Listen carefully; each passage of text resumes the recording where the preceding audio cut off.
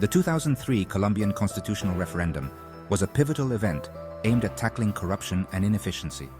It included 15 questions proposing major constitutional changes. President Álvaro Uribe, elected in 2002, strongly supported the referendum. He saw it as essential for improving governance and transparency. The referendum tested Uribe's popularity and reform agenda. Despite high hopes, only one question met the quorum. This outcome highlighted the challenges of implementing widespread reforms. The referendum's mixed results were both a success and a disappointment. Understanding this event offers insight into Colombian political dynamics at the time.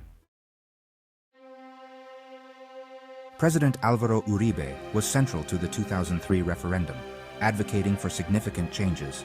His main goals were reducing corruption and improving government efficiency. Proposals included stricter regulations for political parties and public officials.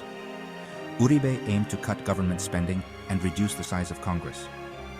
This controversial proposal resonated with voters frustrated by inefficiency. He also pushed for measures to increase public officials' accountability. Economic reforms included stricter financial controls to prevent fund misuse. Uribe's ambitious proposals faced resistance from politicians fearing loss of power.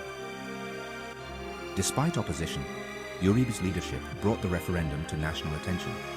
His efforts were crucial in shaping the discourse around governance reforms. Congress played a significant role in shaping the referendum, adding complexity to the process. They proposed electoral reforms to improve the election process and campaign financing. These changes aimed to make elections fairer and more transparent.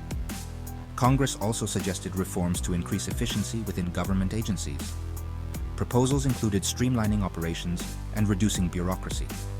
Strengthening judicial independence was another key suggestion. These changes aimed to enhance the judiciary's ability to combat corruption. Despite disagreements within Congress, their involvement was crucial. The diverse political interests reflected the political tensions of the time. Congress's suggestions were essential in shaping the final referendum questions. The Constitutional Court played a vital role in validating the referendum. It ensured the proposed changes complied with the Constitution. The Court reviewed each of the 15 questions for constitutional adherence. This legal scrutiny was crucial for the referendum's legitimacy. The Court's validation was necessary before the referendum could proceed. It assessed the constitutionality and potential impact on the balance of power. The Court's decisions were binding, adding authority to the process. Despite validation, some proposals faced legal obstacles.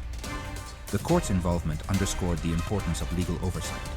Its role was critical in ensuring a fair and constitutional referendum process.